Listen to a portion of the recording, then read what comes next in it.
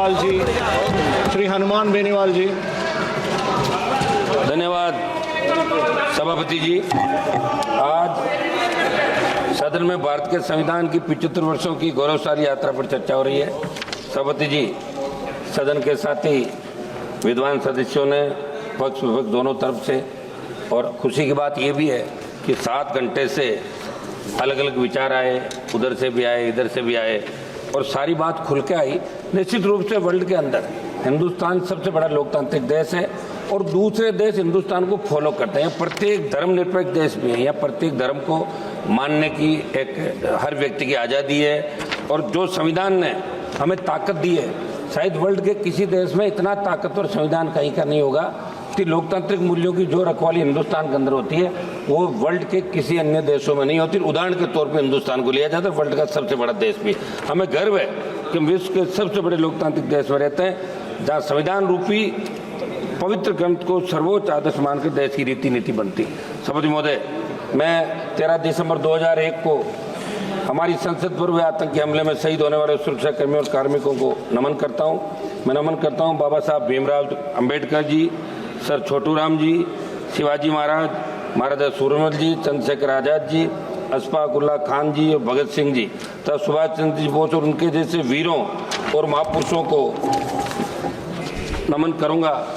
भगवान बिरसा मुंडा जी, सरदार उधम सिंह जी को और जलियांवाला बाग में शहादत देने वाले वीरों और राजस्थान के मानगढ़ में शहादत देने वाले मेरे वीर आदिवासियों को। महोदय, जिनकी वजह से देश आज़ाद हुआ, जिनकी वजह से आज़ाद भारत में संविधान अंगीकृत, तो उनका मान सम्मान करना हमारा परम कर्तव्य है। बाबा साहब अम्बेडकर जी ने कहा था कि संविधान मात्र कानूनी दस्तावेज नहीं है, ये हमारे जीवन का सारथी है और सामयिक आवश्यकताओं के अनुरूप है। सभापति महोदय, हिंदुस्तान में प्रत्येक नागरिक को वोट का अधिकार देने की पैरवी बाबा साहब ने करी।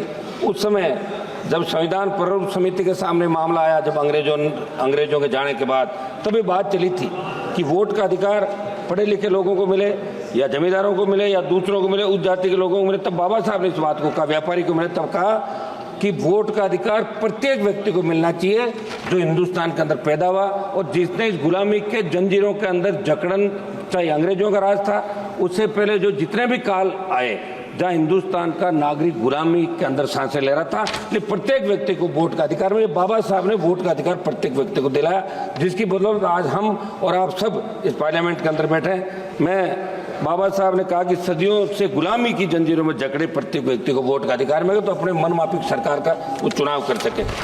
समझ महोदय, संसद हमले की बरसी मनाई जा रही है। 13 दिसंबर 2001 को जो संसद पे आतंकी हमला हुआ, सबसे पहली शहादत राजस्थान के बेटे जगदीश यादव, जेपी यादव ने दी। राजस्थान में सीकर से अलग होकर बने नीम का थाना के रहने वाले जेपी यादव आतंकियों से शेर की तरह लड़कर वीर गति को प्राप्त हुए। सभापति महोदय, 26 नवंबर 1949 को हम भारत के लोगों ने स्वतंत्र भारत के संविधान को अंगीकृत, अधिनियमित और आत्मसमर्पित करने का संकल्प लिया था। संविधान की इस गौरवमय यात्रा को आगे बढ़ते बढ़ते जब हम देखते हैं तो नजर आता है कि देश के किसी न किसी कोने के अंदर हमारे दलित भाई, पिछड़ा भाई, हमारा आदिवासी भाई समानता के अधिकार को हासिल करने को जूझ रहा है। राजस्थान की मैं बात करूंगा, जालोर जिले के साइला तहसील के सुराना गांव में कथित तौर पर पानी की मटकी को छूने पर हुई पिटाई के अंदर एक 9वीं क्लास का बच्चा इंद्र मेघवाल, जिसकी मौत हो गई। मैं खुद मौके पे गया था। पाली के सरकारी हॉस्पिटल में कोविड हेल्थ सहायक जितेंद्र मेघवाल की हत्या इसलिए कर दी कि आप मूछ नहीं रख सकते, मुँह तक अधिकार। एक मिनट साहब, बात तो करने दें, मेरे से क्या कर रहे हैं आप? केवल इस बात के लिए कर दी क्योंकि वो मूछ सकता था। हाल ही में बालोतरा में किस्ताराम मेघवाल की हत्या कुछ लोगों ने कर दी। मेरे संसद क्षेत्र की खींवसर विधानसभा क्षेत्र के तांतवास गांव में मेघवाल समाज के परिवारों को दबंगों ने पीटा, मगर कोई कार्रवाई वहां की पुलिस नहीं कर रही, जहाँ राजस्थान के अंदर आपकी सरकार आती है। मैं मांग करूंगा कि आज़ादी के 75 साल बाद दलितों को, पिछड़ों को, सबको उनका हक और अधिकार मिले और जो कानून है उसके दायरे के अंदर प्रत्येक व्यक्ति को न्याय कैसे मिले, ये आप लोग इसके अंदर कराएं। राष्ट्रपति महोदय ने 26 नवंबर 2024 को कहा था कि बाबा साहब अम्बेडकर जी की प्रगतिशील और समाज सोच के छाप हमारे संविधान पर अंकित है। इस बात को देश की सरकार आमसद करे और सोचे कि बाबा साहब की समाज सोच के अनुसार कार्य क्यों नहीं कर रहे हैं। भाजपा के साथी सदस्यों ने देश में लगाया गया आपातकाल का जिक्र किया। हम भी ये कहते हैं कि आपातकाल गलत लगा था, बहुत से लोगों को तकलीफ पड़ी, बहुत से लोगों को जेलों में रहना पड़ा, ये अच्छी नहीं थी। लेकिन इंदिरा गांधी जी की दृढ़ इच्छा शक्ति ने एक झटके में बांग्लादेश को पाकिस्तान चालक कर दिया था और पाकिस्तान को सबक सिखाया था। इस बात को भी आपको याद रखना है। एक मिनट साहब, समय दें साहब आप। हम उस समय तो घोषित आपातकाल कर, लेकिन आज जो अघोषित आपातकाल है उसका क्या कोई भी सिस्टम के खिलाफ बोले? सीबीआई ईडी जैसी एजेंसियां उनकी आवाज को दबा देती है। लोकतंत्र में सभी अधिकार समान रूप से लागू होने के बावजूद इस देश के अन्नदाताओं को एमएसपी पर कानून बनाने की मांग, काले कानून वापस सदैन्य मांगों के लिए लंबा आंदोलन करना पड़ा। सब मतलब 1-2 मिनट में मेरी बात समाप्त कर रहा हूँ। 700 से ज्यादा किसान शहीद हुए।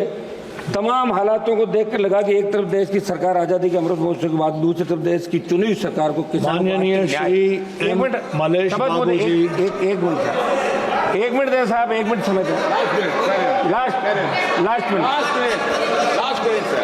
आर्थिक न्याय नहीं दे पा रही है। लास्ट मिनट सर, आर्थिक न्याय नहीं दे पा रही है। मेरी मांग है कि किसानों की कर्ज माफी, एमएसपी को कानूनी मान्यता देने के बाद आप स्वीकार करें। और जो आंदोलन अभी बॉर्डर पे चल रहा है, शंभू बॉर्डर, दूसरे बॉर्डर पे, किसानों से आप बात करें, वार्ता करें।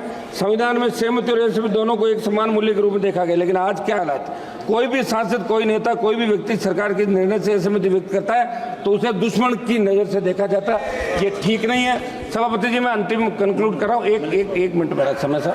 मणिपुर देश का राज्य है। हमारे भाई साथियों ने मणिपुर का हालात विस्तार से बात की। पूछना चाहूंगा कि संविधान कानून बावजूद मणिपुर में हालात में कब सुधार होगा?